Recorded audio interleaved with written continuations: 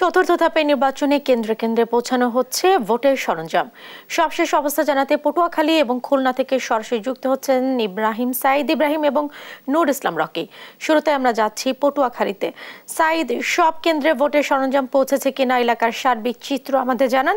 পাশাপাশি আইন শৃঙ্খলা বাহিনীর সাথে নিশ্চয়ই আপনার কথা হয়েছে, নিরাপত্তা রক্ষায় কি ধরনের পদক্ষেপ তারা নিয়েছে? ধন্যবাদ জেসিকা। যেমনটা আপনি বলেছিলেন, আগামীকাল কিন্তু শুরু হবে পটুয়াখালী, রাঙ্গাবালী এবং কলাপাড়া এই দুই উপজেলা নির্বাচন অনুষ্ঠিত হবে ব্যালটের মাধ্যমে।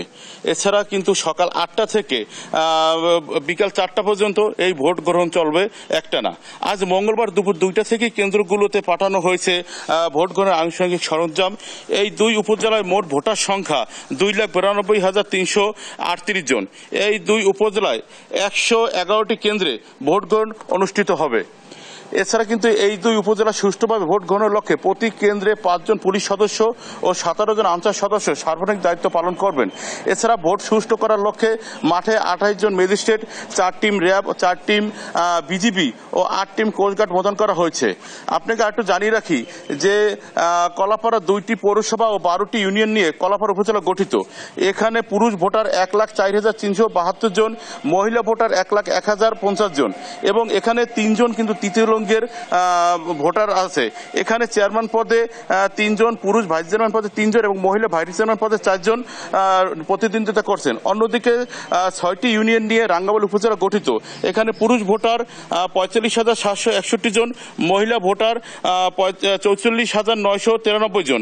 এখানে চেয়ারম্যান পদে 3 জন, পুরুষ ভাইস চেয়ারম্যান পদে 4 জন এবং মহিলা ভাইস চেয়ারম্যান পদে 3 জন প্রার্থী নির্বাচন করতেছেন।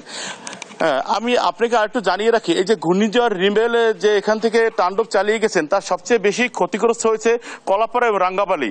রাঙ্গাবালী একটি উপজেলা এমনই একটি যেখানে বেড়িবাঁধ ভেঙে কিন্তু অনেক ঘরবাড়ি বিধ্বস্ত হয়েছে, অনেক গাছপালা উপরে অনেকে যে মানে তাদের বাসাবাড়ি নষ্ট হয়ে গেছে, গবাদি পশু। তারা এখন ওইখানকার আমি কথা বলেছি যে চেয়ারম্যান প্রার্থী তাদের সাথে, তারা আমাকে জানিয়েছেন যে তারা একটা শঙ্কার ভিতরে আসলে অবস্থান করতেছে, ভোটাররা ঠিকমতো উপস্থিত হয় কিনা। এছাড়া কলাপাড়াও কিন্তু একই অবস্থা, কারণ ঘূর্ণিঝড় রুমেলে কিন্তু তাদের বেশি ক্ষতিগ্রস্ত হয়েছে। এই ছিল আমার কাছে পটুয়াখালী থেকে নির্বাচনের সর্বশেষ তথ্য। আমরা এখন চলে যাব খুলনাতে, সেখানে সর্বশেষ পরিস্থিতি জানাবেন রকি।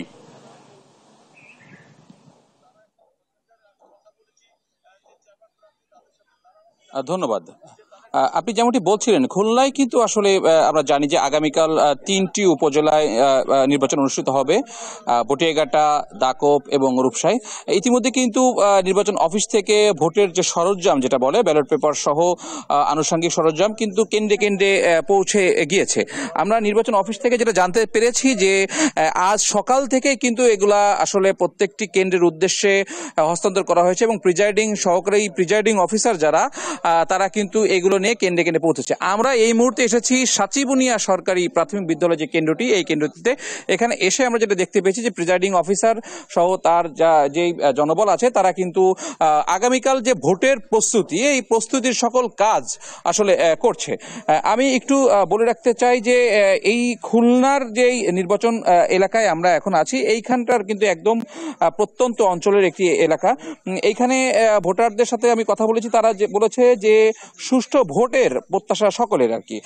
আরেকটু বিষয় আমি বলে রাখি, নির্বাচন অফিস থেকে আমাদেরকে আরো জানিয়েছে যে এবারের নির্বাচনে কিন্তু যথেষ্ট পরিমাণ নিরাপত্তার ব্যবস্থা করা হয়েছে এবং মাঠে নির্বাচনের দিন থাকবে প্রায় 29 জন নির্বাহী ম্যাজিস্ট্রেট সহ 3 জন চিফ জুডিশিয়াল ম্যাজিস্ট্রেট দায়িত্ব পালন করবে। পাশাপাশি নির্বাচনকে সুষ্ঠুভাবে সম্পন্ন করার জন্য কিন্তু র্যাব, বিজিবি, কোস্টগার্ডের সদস্যরাও থাকবে। আরেকটি বিষয় একটু বলে রাখি যে আমরা কিন্তু কয়েকটি কেন্দ্রে গিয়েছি এবং কয়েকটি কেন্দ্রের যারা প্রিজাইডিং অফিসার আছে তাদের মধ্যে কিন্তু একটা ভ্রান্ত ধারণা আসলে তৈরি হয়েছে বিভিন্ন কারণে। এইটা আসলে নির্বাচন অফিস থেকে পরিষ্কার করা হয়নি বলে আমাদের কাছে যেটি মনে হয়েছে। আরো একটু বলে রাখি যে নিরাপত্তা রক্ষায় কিন্তু পর্যাপ্ত পরিমাণ ভ্রাম্যমাণ দল এবং স্ট্রাইকিং ফোর্স আসলে পালন করবে। এই খুলনার রূপসা, পটিয়াঘাটা এবং দাকোপ যে উপজেলাগুলো আছে, এই উপজেলাগুলোতে কিন্তু যে নির্বাচনগুলো অনুষ্ঠিত হচ্ছে, এই নির্বাচনে আওয়ামী লীগের পাশাপাশি আমরা অন্যান্য দলের লোকজনেরও দেখতে পেয়েছি যে তারা প্রতিদ্বন্দ্বিতা করছে এবং আগামীকাল সুষ্ঠু ভোট হবে এই প্রত্যাশা ভোটারদের। খুলনা থেকে এটা ছিল নির্বাচনের আগ মুহূর্তের সর্বশেষ সংবাদ। রকি এবং সাইদ, আপনাদের দুজনকে ধন্যবাদ।